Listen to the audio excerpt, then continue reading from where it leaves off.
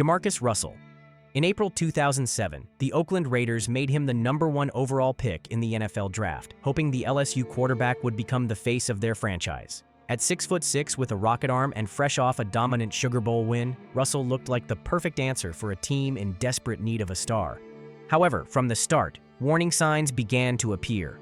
A lengthy contract holdout kept him out of training camp, and when he finally signed, it was for a massive 6-year deal worth around $61 million, with $32 million guaranteed.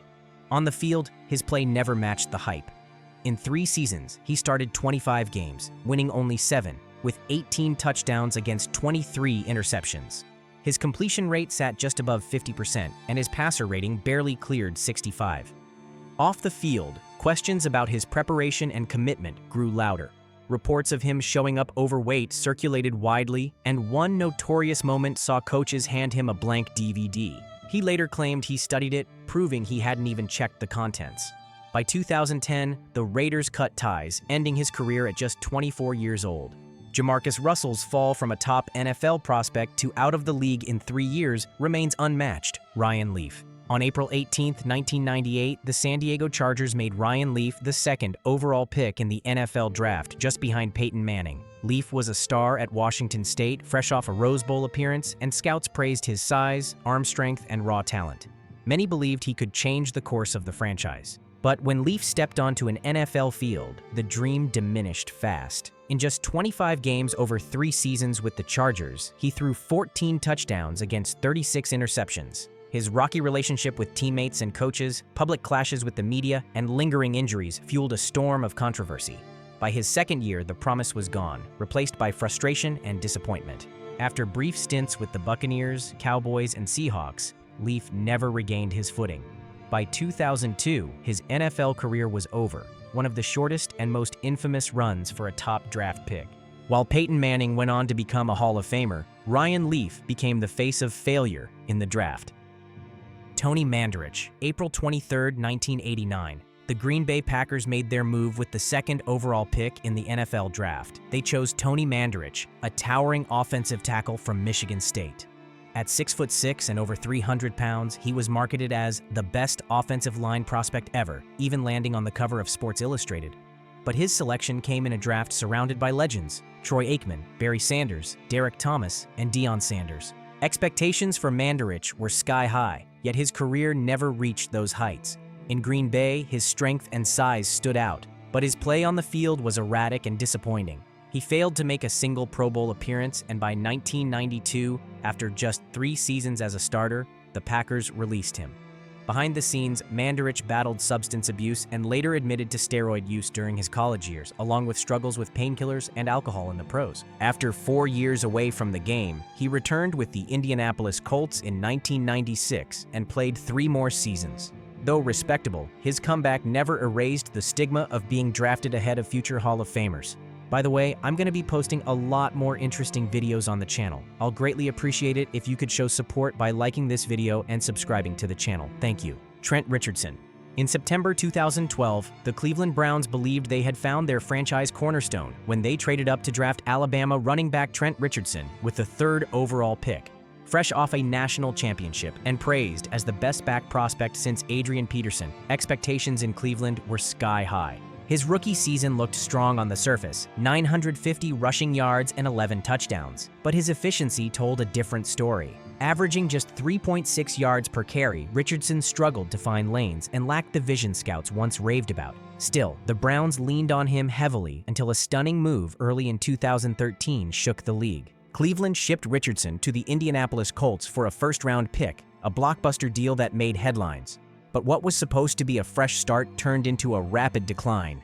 In Indianapolis, Richardson averaged just 3.1 yards per carry, looked hesitant hitting holes, and by December of his 1st season, he was benched. By 2014, he was out of favor entirely, released after back-to-back disappointing years. Attempts to revive his career with the Raiders and later the Ravens never materialized into a regular season return. His NFL journey ended with just 2,032 rushing yards and a career average of 3.3 yards per carry. For a top 3 pick once seen as a sure thing, Trent Richardson became the definition of a draft bust, proof that college dominance doesn't always guarantee NFL greatness. Charles Rogers.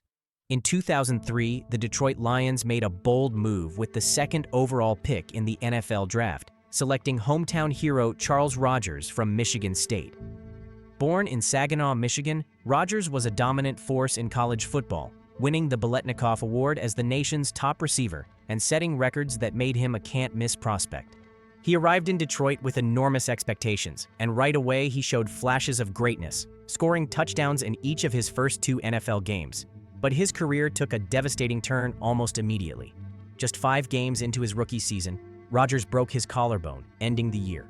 The following season, disaster struck again. He broke the same collarbone on the 3rd play of the opener, forcing him to miss another full season. By the time he returned, Rogers faced a new battle off the field. In 2005, he was suspended 4 games for violating the NFL's substance abuse policy, his 3rd strike under the league's program.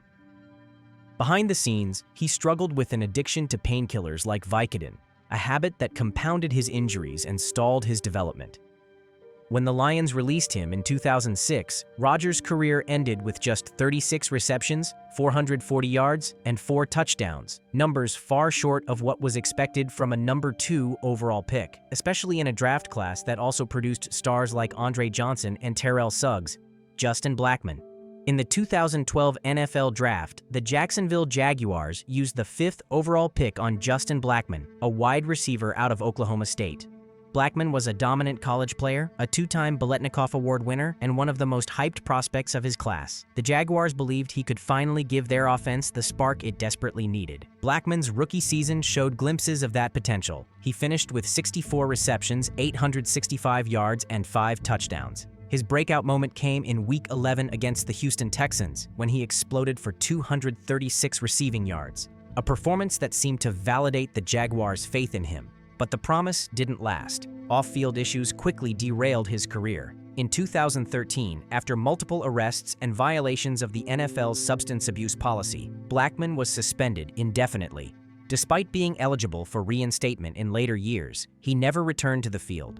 What could have been a long and productive career instead ended after just 20 games. Today, Justin Blackmon is remembered not for his college greatness, but for his sudden disappearance from the league.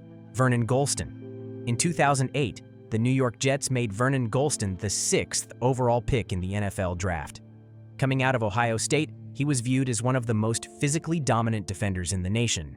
Standing 6'3", weighing 265 pounds, and running a 4.640, Gholston was a force in the Big Ten, setting the Buckeyes' single-season sack record with 14 in 2007 and finishing his college career with 22.5 sacks. The Jets believed they were getting a cornerstone pass rusher who could anchor their defense for years. But the NFL quickly told a different story. Despite his athletic gifts, Gholston never adjusted to the pro game. Coaches questioned his motor and technique, and he failed to turn raw strength into on-field production. Over 3 seasons in New York, he played in 45 games and made 42 total tackles, but never recorded a single sack. For a top 6 pick expected to terrorize quarterbacks, the numbers were staggering. By 2011, the Jets released him. Short stints with the Chicago Bears and St. Louis Rams followed, but he never played another regular season snap. His career ended as one of the most infamous draft busts in league history, remembered not for his college dominance but for becoming the rare pass rusher who never got to the quarterback. Akili Smith. In 1999, the Cincinnati Bengals held the 3rd overall pick in the NFL Draft. With it, they selected quarterback Akili Smith out of Oregon, a prospect with raw athleticism, but only 1 full season as a starter. The decision was monumental, not only for who they chose, but for what they turned down. The New Orleans Saints had offered their entire 1999 draft class, plus 2 future first-rounders and a second-round pick, just to move into that spot. Cincinnati refused, convinced Smith was their franchise quarterback. From the start, things went wrong. Smith's rookie year began with a 27-day contract holdout, and once he finally got on the field, the struggles were immediate. Over 4 seasons with the Bengals, he appeared in 22 games and started 17, throwing just 5 touchdowns against 13 interceptions. His accuracy, decision-making, and command of the offense never developed. Coaches questioned his preparation, and injuries further limited his progress. By 2002, the Bengals had seen enough. Smith was released in 2003, never starting another NFL game. He bounced briefly between NFL Europe, the CFL, and a few training camp rosters, but his pro career was effectively over. Akili Smith's story is remembered less for what he did in the league and more for what the Bengals gave up to draft him. In passing on one of the most lopsided trade packages in NFL history, Cincinnati locked themselves into a bust that still stands as one of the most infamous draft decisions of all time. Heath Shuler. In 1994, the Washington Redskins believed they had found their franchise quarterback. With the third overall pick, they selected Heath Shuler out of Tennessee, a Heisman runner-up and one of college football's brightest stars. Expectations were sky-high, and Washington paid him like a savior, handing over a contract worth more than $19 million. But the dream collapsed almost instantly. Shuler's rookie year was marred by interceptions, inconsistency, and poor accuracy. By his second season, the unthinkable happened. He was benched in favor of Gus Frerotte, a seventh-round pick who had entered the league with none of the hype. For a top 3 draft choice, it was a humiliating fall. In 3 years with Washington, Shuler threw just 15 touchdowns against 33 interceptions, compiling a passer rating barely above 50. A trade to the New Orleans Saints gave him one last chance, but a devastating foot injury and continued struggles sealed his fate. By 1998, his NFL career was over. Shuler later found success in real estate and even served in the U.S. House of Representatives. But on the gridiron, his name remains etched in history as one of the NFL's biggest draft busts. Art Schlichter. In 1982, the Baltimore Colts spent the 4th overall pick on Ohio State quarterback Art Schlichter, hoping he would become the face of their franchise. Instead, his story became one of the NFL's most infamous disappointments. Schlichter arrived with an impressive college resume, but trouble followed him immediately. He struggled on the field, playing in just 13 NFL games and finishing with 3 touchdowns, 11 interceptions, and a passer rating of 42.6. But the real collapse came off the field. By his rookie season, Schlichter had already lost his $350,000 signing bonus to gambling, and during the 1982 players' strike, his debts ballooned to nearly $700,000. Facing pressure from bookies, he turned to the FBI, which exposed his addiction. The league suspended him in 1983 for over a year, effectively destroying his career before it had even started. Though briefly reinstated, Schlichter never regained form. The Colts released him in 1985, leaving behind only flashes of potential and a legacy defined by wasted talent and personal demons. Lawrence Phillips. In 1996, the St. Louis Rams made a franchise-defining gamble. With the 6th overall pick, they selected Lawrence Phillips, a star running back from Nebraska, who had just helped the Cornhuskers win back-to-back national championships. His talent was undeniable, but his reputation off the field already carried warning signs. Phillips entered the NFL with enormous expectations. The Rams even traded away Jerome Bettis to clear space for him, a move that would haunt the franchise as Bettis went on to a Hall of Fame career in Pittsburgh. On the field, Phillips never lived up to his billing. In parts of 3 NFL seasons, he rushed for just 1,453 yards and 14 touchdowns, showing flashes of explosiveness, but never consistency. The bigger issue was his behavior. Arrests, team suspensions, and clashes with coaches followed him from St. Louis to brief stints with the Dolphins and the 49ers. Each opportunity ended the same way, off-field troubles overshadowing his play. Even in the Canadian Football League, where he won a Grey Cup with Montreal in 2002, controversy cut his career short. By the time ESPN revisited every team's draft history, Lawrence Phillips was named the Rams' biggest bust. His story is remembered less for what he did on the field and more for what could have been. A top 10 pick whose career was undone not by lack of talent, but by the weight of his own mistakes. Ki-Jana Carter. In 1995, the Cincinnati Bengals held the 1st overall pick in the NFL Draft. They chose Ki-Jana Carter, a standout running back from Penn State who had dominated the Rose Bowl and was seen as the next franchise superstar. At 6 feet tall with blazing speed, Carter was expected to carry Cincinnati into a new era. But his career collapsed almost before it began. In his very first preseason game, on just his 3rd carry, Carter tore the ACL in his left knee. The injury ended his rookie season and robbed him of the explosiveness that made him the #1 pick. Though he returned to the field, his body never fully recovered. Over the next 7 years, with the Bengals, Washington, and the Saints, Carter battled more injuries, including additional knee problems and a torn rotator cuff. He played in 59 games, started just 14, and finished with 1,144 rushing yards and 20 touchdowns, a far cry from the expectations placed on him in 1995. Courtney Brown was taken first overall by the Cleveland Browns in the 2000 NFL Draft, a defensive end from Penn State who had set an NCAA record with 33 career sacks and was expected to transform Cleveland's defense. At 6'5" and nearly 270 pounds, he had the size, speed, and college dominance to justify being the top pick. His rookie season hinted at that potential. Brown recorded 69 tackles, 4.5 sacks, and earned a spot on the PFWA All-Rookie team. But from that point on, his career became defined by injuries. Knee problems, a high ankle sprain, and recurring issues with his elbow and foot kept him from ever completing a full season again. Over 5 years in Cleveland, he managed only 47 starts and finished with 17 sacks, far below expectations for a #1 pick. In 2005, the Browns released him, and Brown signed with the Denver Broncos. He played 1 season there, adding just 2 more sacks before knee surgery forced him out of football for good. His career totals, 61 games played, 19 sacks, tell the story of unfulfilled promise. Dion Jordan was drafted 3rd overall in the 2013 NFL Draft after the Miami Dolphins traded up to secure him. Coming out of Oregon, he was seen as a rare athlete, 6'6", lightning fast, and projected to be a disruptive pass rusher who could transform Miami's defense. But the promise faded quickly. In his rookie year, Jordan played all 16 games, but finished with just 2 sacks. By 2014, he faced multiple suspensions for violating the NFL's substance abuse and performance-enhancing drug policies. In 2015, he was suspended for the entire season, losing critical development time that most top draft picks can't afford to waste. When he did return, injuries and inconsistency kept him from gaining traction.